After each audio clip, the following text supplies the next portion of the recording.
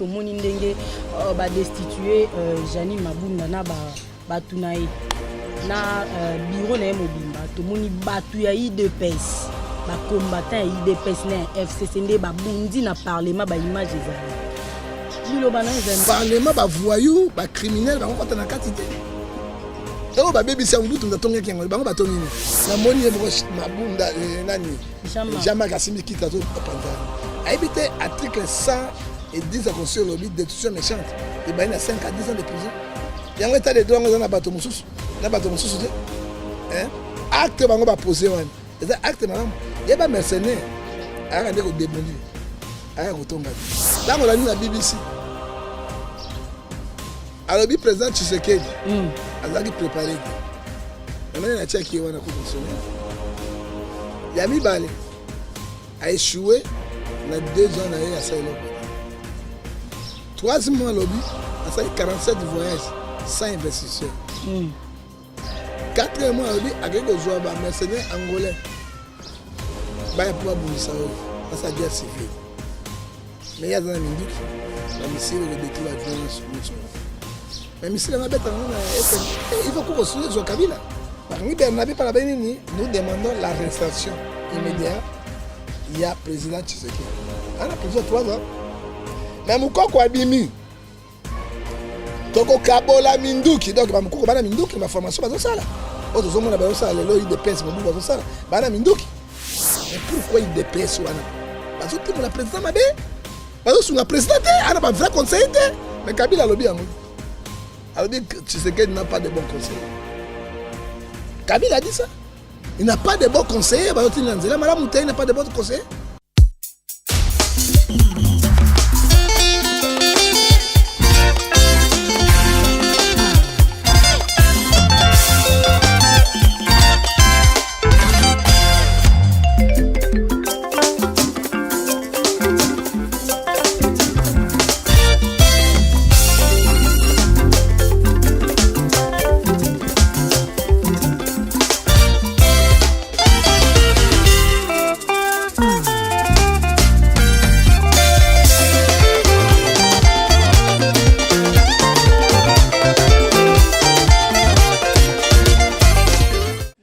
Bandiko balandi il y a émission les réveils télévisés les carbone na lokole TV na likete boza baike liboso ba etando ke na bino et na tombeli bino déjà boye imala mutulubi les réveils magazine ya beaucoup ndoli pa ouais tokenda pena ko timula maima bomama na souci toujours ya ko sepelisa topé ko satisfaire bino ba fidèles téléspectateurs na biso. J'ai dit un très grand merci à Igo Malela Maboko triple dans ma caméra, merci également à Maldini Mayang en assistance, c'est-à-dire à Simi montage à Epé Koto na caméra et Sali Trembot et un très grand merci à toute l'équipe locale TV Europe, merci à papa Emma Manzambi, motema ya maman Marie, Nabo Santé Web et des Web Clément Kipoyi, motema ya maman Betty Kipoyi, sans oublier papa Mani Ferraï, même motema ya maman Angèle. Les réveils à Mokola Lelo, nazana esengo ya Royamba pona bino les prophètes Ngefa et l'ongone tokoyeba na kosombiti na makanisi na mayematali mboka ekokende wapi, c'est-à-dire to uti wapi, to komi wapi, tozo kende wapi mokonza mboka alobaki te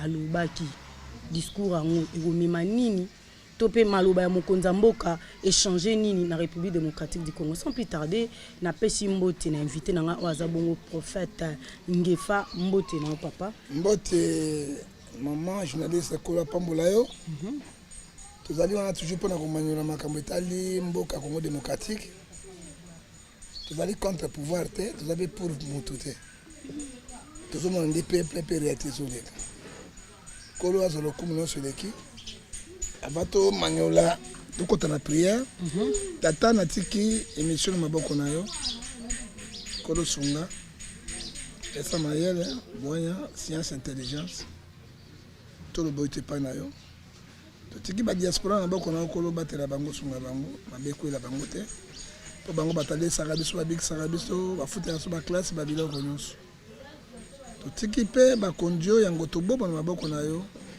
na ba kondio bazo bango na maboko na yo kolo pesa journaliste boanya atu yo te pa na yo to banana yo to sukisa na yo kombo na Yesu Masia to lobi amen. Amen. Voilà, tout bandi na losambo po balobi nzamba aribandeli arakatikati azara pesuka. Voilà, comme d'hab, mais santé ça va. Bon, santé nécessairement cause à savante parce que le Congolais toujours vivre dans des coquillettes.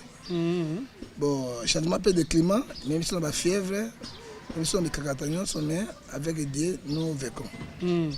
Corona peut pas y ça va. Bon, Corona na dans un climat tropical chaud boy. Tani azotoka. Corona linga mingi malili. Na moi boye na biso na Afrique do dima ngolo moke. Na loboko na Nzambe, je crois Corona za ndengo tozoka par rapport à l'Europe. Parce que tobela ka malaria, tobela ba forte fièvre, tobela ka maladie mosusu yo na mindele zate. Mais Nzambe azobatela parce que Somme 127 verset 2 sur ni bateli, sur Nzambe abateli te ka pamba. Voilà, toko tan lo sako na yo. Lo sako Nzambe aleki bango yo na nguya. Lo sako. Balongolaka nyoka miyoyo te akoswa yo. Lo sako bokula. Basungaka ndoki te moto mabe. Bokulaka lo sako. Nyoka ata longoli mposa kotika nyoka ko changer te. Lo sako na yo. Ntabala ta kaleso te po akosubela yango pona ni azali mayele. Lo sako. Soki omoni mpuku ya zamba na kati ya ndako, oba lisobe eziki. Mboka eziki. Ola tabalata kalesote sadi ngape na pesi lo sako na bayanga ba basutenaka nga wana na moni boss de boss buluzwa kingoma motema ya mama Dorcas na bosanité yanga moko ya Adel Sasa motema ya papa Alain Sasa sans oublier maman Clarisse Niana na Suisse na Lausanne vena nga Lynx Longelo de Bundes ola rien na dit tobi tozo kende beboye mokonza mboka lubaki lo sako asuka etekaliti to pesa mokonza mboka lobaki analyse nini usali na mai mokonza mboka lobaki makamo mokonza mboka lobaki tolobi yango mwa mingi pena ba chaîne ebele na kasi lokole ezwi yango te na linga osa ba émission ngako répéter likambo te mais na pesa bino en bref. OK. Discours à mokonzi ya mboka ezalaki discours moko académique philosophique et intellectuel. Qu'est-ce que c'est le discours académique? Les professeurs donnent le cours. Même dans sa recherche, il y a fin d'études, ils sont étudiants. Donc, on a un peu de makambo, il y a un déjà, autolobie était bakabwana. Il y a souillé sur la Congolais. Tout le monde était dit ballon parce que tout le monde a dit ballon et quand il est président, moi il y a ça là, musala na il le gomani et ça l'a quitté. Alors, à Longoli libala wana. Tant que basali ba scientifique peuple ça l'a quitté. Tant que peuple Longoli yango peuple ça l'a quitté. Alors bien verbalement, est-ce que à l'obéli yango na motema na sincèrement, nous ne savons pas. Le discours à Mokonda Mboka à l'obéli susu atali makamalo tiriki mai courant na biloko na yoso. Est-ce que tu as un courant na mai na lotrique na social et ça l'a gâté. Ngala kasa golobabo. Désormais, moi le chef de l'État, je prends l'acte na longoli batonyo sur la régie des eaux. Comité de gestion. Na longoli SNE, na longoli bango tonati ba comité asika baye bakota la bino mai lotiriki et puis mai. Il n'a pas dit ça. Président Lobi a un tribunal international et qu'on a pas enregistré bateau sur basai crime. Oui, banana Kabila. Na bateau baboni bango, hein? Ozomona, c'est bon. Est-ce que ko salema? Chef d'État Lobi Sousou a mon un cancer financier. Ezalo bamibi. La cavate au kuluna, on cavate. Ce qui a le yak bakanga kanga bango. Ba benga pa yi deposit. Bango bazu bambongo bazu ngo banda kwa minene de 2 ans, ba mi tukachel bazueli yango wapi. Il faut 2 poids 2 mesures. Et donc c'est bien le chef de l'État qui a le binini. Tolongo une élection, une élection directe à double tour. À bonne élection, il y a tout le monde Kabila baneko ko yiba yango ko fofile na bandanga na biloko nyos. Bravo parce que l'élection a 2 tours. Je ne crois pas moto FCC à koleka. Parce que pas sur dans ngo lelo na Kabila le père tena bato FCC ba memi biso na 18 ans de souffrance au peuple moni bonheur et loko mokoté. Et là, on chef d'État, il y a 4 langues. Langue nationale, Lingala, Swahili, Chiluba, Kikongo, Nakanisi Mobutu. Parce que dans l'accès, c'est Ngai Nazali Congolais. Dans moi, Namboka, Makila Ngaba Congolais. Par rapport à Kabila, 18 ans, à Soukaka, Moumemi Maki, Déjà, il accepte, il n'est pas congolais. Ozomona, tolingi, mwana mboka amema mboka akenene yango. Ya mitano yo président alobaki o alinga tia ba bourse. Oui, natanga Mobutu, biso tanga Mobutu classe au fele. Ba étudiant ba kina ba bourse. Étudiant zo ba la mwasi, asai mariage, avant na la mwasi na ba na kata homme, ke classe na pokwa ye, abani kotanga, azo ba bourse bazolia. Ba étudiant bazalaki na ba bis na bango, ezo mema bango partout. Étudiant ki mutu munene. Lelo biloko na tukufa. Siko président ko zonga biloko na akozula mbongo yango wapi parce que mbongo bato ya miibi oyo ya régime Kabila ya liboso yo bazo mbongo nyonso ba bloka yango et na suka yango moi je crois président tsangi ko le bamonga lo ba été oyebi Jean 14 c'est je suis le chemin et la vie et la vérité. Il doit dire la vérité. Et là quoi suka ngalo ba été Congolais, tout a été payé, ils sont sous-occupés. Alors, pays non sont sous-occupation, même l'élection n'est en crédibilité. Il n'a pas parlé ça. Après ce discours, mais après sa réponse. Ça dit quoi? Alors, à Tiki, Makamon, soit quai des poissons. Zomona, ils avaient qui bon discours académique, philosophique, intellectuel, sans réponse. Donc, discours n'est qui sans réponse. Sans réponse. Quand il y a Koloba qui a nommé informateur, c'est-à-dire, c'est que le Premier ministre est faux, a démissionné. Après, le Premier ministre, on va poser une question par rapport au discours à chef de l'État, à l'objet, à s'intéresser dans le c'est-à-dire discours en italiété. Et puis, il y a boy à l'objet à démissionner. Discours au président Loba qui sait à dribbler les sous biso à l'objet. Non, tu as perdu na FCC. Il y a un virus au président Loba qui cancer. Politique et zabang. Crise de politique et dépend de bang. Comment présenter ce discours premier ministre Abanini, je prends l'acte. Totalement, mais ça n'a respect. Cela ne me concerne pas. Donc, il y a beaucoup de choses. FCC, beaucoup de choses. Comment le premier ministre, au la majorité parlementaire, au la plateforme où il y a FCC, aux alliés baliés, cela ne m'engage pas. C'est sabotage. Ils ont déjà piège. Avant, le président a nommé informateur. Il faut que le gouvernement ait démissionner. Va faire courante et coller directement au secrétaire général. Ce qui premier ministre a boycotté démissionner. Ce qui président a nommé information par Makassi déjà a violé la constitution article 78 de la constitution. Et le président a un droit au cas de crise entre le parlement et le gouvernement. Le président a nommé informateur pour accueillir. Mais ce qui est la crise, c'est pour crise sur les cas, président, parlement, gouvernement, Sénat. Ça dit quoi? Constitution et PSI, président Ndingisa a nommé informateur TP, a nommé premier ministre. Alors, au cas où il y a qu'on nommé Yango, a violé la Constitution. Au cas où le premier ministre a démissionné, le président peut nommer informateur, et aussi Simbaté. Sans démission premier ministre, soit le premier ministre par Makassi a violé la Constitution.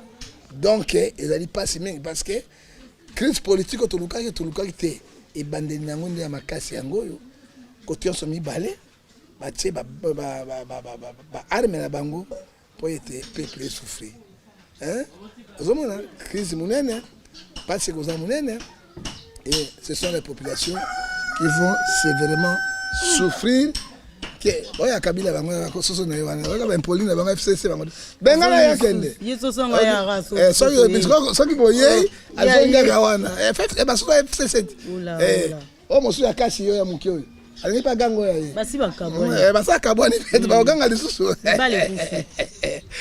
bale kufi na monoko mama mobali na labi yo ka mobali mosu za bubwani na mwasi akoluka ba stratégie tango wana litoyi wana mbongo oningani libale zongi ozomona ça dit quoi crise ya Makassi crise za munene peuple congolais a fongola miso parce que mabeza liboso na biso mabeza liboso na biso après discours à chef de l'état to moni ndenge ba destituer Janine Mabunda na ba tunaye na bureau na mobimba to moni batu ya IDPS ba combattant ya IDPS na FCC nde ba bundi na parlement ba image ezali lilo bana ezani na mama ba destituer nano bureau ya mabunda te parce que to respecter constitution abengi nini mokanda na dikonzi oyo tozosala wana IDPS azosala parce que baza na pouvoir ezali coup d'état parlementaire c'est-à-dire boy loko basalaki une motion de défiance na basignature contre mabunda na bureau na ye bureau ekorecevoir yango ekopesa na plénière ekotanga yango nsima bakokende na lecture nsima ya lecture na yango bakokende na vote soki mabunda katani au nom de la démocratie bureau na ekwei soki pe alongi au nom de la démocratie atikali mais oyo tozomona par force Jean-Marc Kabundi kobenga bato kokota est-ce que baka parlement ezaka sacré parlement benga yango temple ya démocratie parlement bavoyou bacriminel bakokota na kati te oyo babebisa mbutu ndatongaki yango bango batongi nini yebisa ngai Kabila 19 ans de pouvoir 18 ans atiki avec hôtel intelligent immeuble intelligent 18 ans atiki ya abongisa pe boulevard du wana eloko te même gouverneur peut le faire atika ba passerelle ezan boulevard gouverneur peut le faire et province dans les 7 azozwa te me Kabila atika ki mais Moïse Katumbi atongi Lubumbashi na mbongo yana ya république ya province il peut le faire batika immeuble moko bien intelligent c'est comme au bout de traîner biloko amana ba stade de martyr biloko monene obino botongi te c'est comme bino boya boko buka yango boko bebisa ngo pona ba intérêt personnel parce que balongola que premier vice président ya kata bureau il faut que mabunda akoya mais mabunda akoya la démocratie na ba principe na yango na l'ordre na désordre te na moni mo mabunda nani jamais Kassimi kita zo panzango aibité article 100 et 10 à construire le but d'études méchante et ben il a 5 à 10 ans de prison yango état de droit na bato mususu acte bango ba poser wana eza acte madame yeba mercenaire aka ndeko debondi aka kotonga te a construire te nous disons soit ba contact na parlement comme des mercenaires pour ba luka ba intérêt na bango na ba mbongo na bango non ya peuple congolais tozo boya ba ben de son Apocalypse 6 verset 10 makile zo ganga mikolo na este na mbandaka na kisangani na bambororo liboso na nzambe makile belle ganga liboso na nzambe batikelo ko bazoluka ce sont des gens qui ont 3-4 nationalités sauf que indi le basi na bana bavanda na poto en matière de Akimi c'est nous qui serons les mourants bazana bolingo na bisote bazana père na bisote 1 Corinthiens chapitre 13 verset 1 à 4 alors dit bolingo et les kinyos ceux qui même aux autres minoko na sika so dans bolingo za ipamba so ko même nzoto no mi 4 yango au kabona ba so dans bolingo za pamba 4 lobby na 13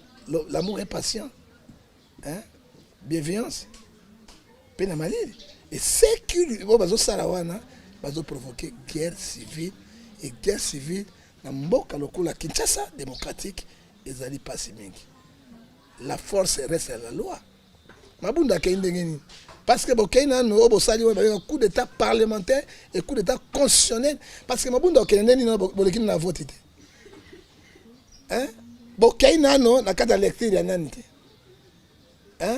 alors coup constitutionnel batsala ki yango pona okata ba biloko wana na ebi gouverneur ya Haute-Ouele akendaki na motion de défiance ya ba député ba bengane trouble salemi ba ko funa na cour constitutionnelle là cour constitutionnelle so msaki gouverneur et là ba sali yango elobai partout dans le monde dans la France 24 tout cela partout au pouvoir ba batela yango parce que 2020 boko cha candidature oyo bini bo bani ndenge oyo ko dominer bato nyonso ba wewa ba comme okola ba inspecteur judiciaire je ne sais pas moi ko pesa loi et après si loi na poko azui wewa vraiment même bato asali loi on va pesa mais bato bato bebisa biloko na manso bana ngai notamment na voiture na masque na moni wewa ame bato ni bale suko bana kashinete c'est papa Mobeko epesa mi asoko lati kashi nete bakokanga bato mibale na yo. Oyebi réponse ni we bazina. Abulungu abisu makambo na bina intimidation ya pamba. Tshisekedi de bouille makambo wana. Tshisekedi de bouille makambo wana même loana ya oyo utina. Tshisekedi te. Ozomona ke bato mo bazo sunga président te. Parce que ozo kolo songolo. Okosama makambo na ko na songolo. Pose songolo. Ata période ya mbutu tutala yango te. Même période ba katanga tout monde yango te. Oh c'est trop bizarre. C'est trop bizarre. Ce qui est très la loi, aux autres temps, on va fouiller, on va la bambang. Parce que là, on s'est mis à Kasumelo. Des frontières à douane. Oh, il y a l'État, non, il y a des pèses. Hein? Oh, il y a douane, il y a bango, sans contrôle, la douane et l'État. Mais tout ce qui est nambo kandengini. Au moins, il désordre ndengo yo, na conclusion, mais loko bango bazo sala, tant qu'il y a procédure. La démocratie, c'est l'ordre. Injure est condamnable dans la loi. Ce n'est pas la démocratie, c'est le débat d'idées. Ah, on a l'accès aux Ezali, on a un point sur le J. Il dit que mon qu'on a dit basalak. Et que ça, il y a Ezali sont mingi. Parce qu'au cas présent, intervenir dans le Camboya, Bureau Mabunda, a violé sous constitution. Donc makamba Jean-Marc Kabundu na bato IDPS, c'est-à-dire base basala qui essayer justice est interpellé. Mais justice il fait interpeller la justice ces années. Qu'on garde ba bien bato na remettre l'ordre. Ba bien de l'état. Ba bien destruction méchante na code pénal article 110. Peine nango za 5 à 10 ans. Il faut interpeller Jean-Marc Kabundu. Il n'est pas au-dessus de la loi. Moi les images sont là. Beaucoup t'a dit, autina bandi wana, ba kota na parlement ba saccager. Ah oui wa. Ba wewa na ba wewa pété. Na ba tuna bango wana ba saccager le temple de la démocratie. C'est grave. Ceux qui va député ba moi tu vas comprendre. Mais comment les individus non invités ba là tu vas veste. Donc ba député ou rien pour ba ça avec le. Est-ce que c'est normal? Ça dit quoi? Les pouvoirs dans la rue. Mais bah on peut battre FCC to moni pe ba image ba équiper na ba machette ba msu ba bimisa minduki. Mais ba quoi non bango so ba préparer pour les lois to ba guerre civile yango na. C'est il faut pas interpeller tous les deux camps. Il faut pas interpeller na mota bimisa ki munduki Jean-Marc nani c'est qui Chadari. A bimisa minduki attaque gardien général. Il est commandant, il est colonel. Avant l'autorisation porte l'arme porte l'arme. Attends nango te. Mais Mboka Toiboyi, Yangotobobo, nous sommes dans quel état? Nous sommes dans la République démocratique du Congo ou bien nous sommes dans la République de Gondwana. Oh, les cas, on n'arrive pas à comprendre. Et très démocratique comme un roulage. Et très démocratique, contre la société par l'état qui est et très démocratique comme ça là. Oh, il y a un massacre de partenaires en Afrique du Sud. Et ce qui est un noir mingi bakufaki. Un noir mingi mindele basisaki ba. Et nous cherchons la paix, non la guerre. Côté on s'est balé, il faut pas s'interpeller par la justice congolaise, bazo ba peine na bango, et longo mami, namibeko ya mbula matadi. Voilà, na pe sur le sako ya suka. Chokolilo mokondi. Ola. Autorité morale ya FCC. Batu ya FCC ba autorité morale FCC fois loba. Akoloba nini yo nanga to yebite so bimisa mai mais akoloba nini alobi ko makambo ya koloba alobi déjà na BBC hein tango la ni na BBC alobi président Tshisekedi azaki préparé te mais maintenant na tchaki wana ko constitutionnel ya mibale a échoué na 2 ans na ya sa eloko te 3 mois alobi asali 47 voyages sans investisseur. 4 mois, avec les mercenaires angolais. Il n'y a pas de ça. C'est la guerre civile. Mais il y a des Minduki. Les missiles qui détruisent l'avion. Mais les missiles qui SED. On a raison. Hein? On a raison, Mambalou. On a raison. Il faut qu'on continue sur Kabila. Hein? Pour un coup constitutionnel, il y a un état de droit, il y a 2 points, 2 mesures. Il y a mis ça, tu as lobby. Azali vieux looté. Non, vieux looté. Tu sais qu'il a vieux looté. Il y a mis dans le lobby, je crois que tu ne sortiras pas vivant. Menace de mort. Hein? Mais tout ça, c'est ce qu'on a un coup constitutionnel. Et bien, le Kabila. à propos à Bondengeni. Tout le monde qui n'a pas état de droit, Sarkozy, ex-président français, va interpeller comme Kadhafi. Oui, mais Mboka, ce que dans la justice, c'est solo Mboka ne Koufi. Il a condamné 4 ans, 2 ans sursis et 2 ans, il y a prison ferme. Première fois en histoire de la France, ex-président, Batina Boloko. Tout le monde qui n'a pas été au Brésil, Lula en prison. Hein? Premier ministre coréen, il y a Nord Kuna, il est en prison. Président de parce que loi écoutez que la loi. Oui. Mboka yota mon impunité te. Tomoni awa Bernabé alobio akufa na mbuma. Bazo bati na prison. Mais mokoko abimi na ko kabula ba arme. Hein? Mais personne qui est il n'est pas inquiet, il n'est pas convoqué, te bakangi mokoko te. Mais ça dit quoi? C'est que justice est un beau mais état de droit ça te? Oui, état de droit. Parce que Barnabé, non. Maman, état de droit, ils ont fait. Tu as vu Bakagi Barnabé parce qu'à l'Obaki, tu as vu Mindou qui m'a sassi, tu as vu Massassi. À Koufanambou. Bakagi Barnabé, par la nous demandons l'arrestation immédiate. Il y a président Tshisekedi. On a prison 3 ans. Mais Moukoko Abimi. Toko kabola minduki donc ba mukoko bana minduki ma formation bazo sala oto zo mona bazo sala lelo IDPS mobu bazo sala bana minduki peto kolanda ngo na la kingakati ezo la sana la provocation na interpeller mukoko Jean-Marc Kabundi a sala loko yo tozo mona tout na parlement jusqu'à là na interpeller Jean-Marc Kabundi na mona otia général Misapi Boy ça dit quoi? Quand à partir au pouvoir, des beaux alliés, des collants mibeko. Mais le général peut bâtir qui était. Hein? Bâtir qui était basagé. À côté de la caméra, plein de gens qui ont à côté de la voiture, la type a béni la kei. Mais on peut pas ébisser à son compte na banque, on gagne la banque. Mais quand on gagne la banque, on compte la banque, au contraire, on peut kangaye. Hein? Après avoir gagné la yé, il n'est pas chef d'état-major général, qu'on gagne là-bas généraux. Yo civil. Hein? Article 147 de l'ONU. Au cas il y a infraction, ce qui va bien dire député ou bien monter limité, ce qu'on ne pas juge et quoi? Comme citoyen simple. C'est qui oublie? Article 61, 47. Mais oh, toujours mon angouana inacceptable dans quel pays? Hein? Dans quel pays? Est-ce que le pouvoir est au sol? Kabila qui n'a pas bien. Kabila étranger. Tu es bien. Batonda ke belé. Mais tout le monde qui m'a camboyo, il dépêche au salon. Parce qu'il est très bien éduqué. Vous avez parti politique. Yo somona parti politique n'a pas perdu.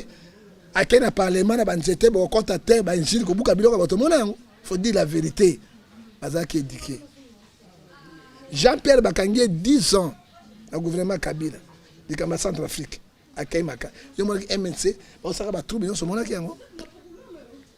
Au monaki, MNC, Vital Kamere Bakangué, INC, la prison, la humiliation. Au monaki, INC, à d'autres Boukara Banda, on va trouver à bateau. Mais pourquoi il dépêche ou Anna? Parce que la présidente m'a dit, parce que la présidente, elle a un vrai conseiller, mais Kabila l'a bien. Alors dit que Tshisekedi n'a pas de bons conseillers. Kabila a dit ça. Il n'a pas de bons conseillers. Il n'a pas de bons conseillers. Action des animaux malam. Et ça, il y a douceur. Et en respectant la loi de la République et la Constitution de la République. Ndengo lobi Kabila azali na mabena Kabila za étranger, Kabila patati patata na gouvernement na to mona mambu IDPS et salate. C'est que ndenge bandeko ya FCC ba koloba bito ko regretter Kabila na mboka o ba na raison. Ba regretter Kabila ni Kabila congolais c'est ba na raison te. Ba regretter ni. Oyebi Bible Deutéronome 17. Kota no Bible te ba na raison. Ba na raison te. To regretter Kabila na nini? Kabila iko zobo mengo na ye agboli na batu na ye abongisi Rwanda Tanzanie kuna zai mwana mboka so zai mwana mboka na discours ya président pese 4 langues yalo ba 4 langues to ndimango asoka mumemaki aloba ba benu batata banani na chiluba aloba chiluba mobo betwa bwe voilà biloko pamba Tshisekedi azolo ba pneu kapina lingala o ya lingala Kiswahili ya Kiswahili Kikongo ya Kikongo ça montre comme pire congolais to rekete Kabila na likambo nini guerre est ça fait 18 ans ici la gâté bato bazo kufa ka kufa social akoki ko récit socialité hein atiki mboka kana ba pancarte mais to regretter dit à quoi moi j'ai recourir na maloba parcelle d'Allo alors le président koya awa akofungula nzela mais akobongisa mboka te c'est vrai parce que tu sais que dans le bas oui à moi c'est toi c'est très bien Dieu ne fait rien sans toutefois réverser ce qu'il a serviteur à l'Axac akofungula nzela oya kwa simana akobongisa mboka d'Allo akosaki te lelo tu sais que la misela comme on a discours na boy tour moko élection to comme na deux tours oyo ça na Congo te ça dit quoi moto moko FCS ko le kalisu te na deux tours otikali mibale parce que coalition tika ozobona Kabila zako frauder loko parce que ba congolais balingaki yete ozobona na ba pasteur o bano soutenir ye na nini non ba pasteur mibi wana lokuta o ba soutenir parce que c'est ni na Afrique ezaka pas na mutu o na pouvoir non pas na peuple à cause na mayele ya lokuta oyebi Jean 8:44 lobby le père des mensonges c'est le diable quand les hommes de Dieu entrent dans les mensonges de ne pas dire la vérité au peuple devant Dieu ils sont plus que les Satan et si on dit bah c'est ni bah écouter ma pasteur résultat ni so il est crise ezali boy so il ba ngoma lobaki bo sembo moto azwa ki bo sembo mais to comme il côté non alors c'est là on est FC da goloba vérité des îles non hein ouais bah lobby non c'est pas vérité des îles to kozonga ku constitutionnel to kozonga isusu ni malumalu bimis nani nanga bimisa biso ba comptage to e ba kia ele ko to e bien ngwana etango wana oto benga coup d'état militaire social militaire coup d'état constitutionnel et ko sala na kati ya Congo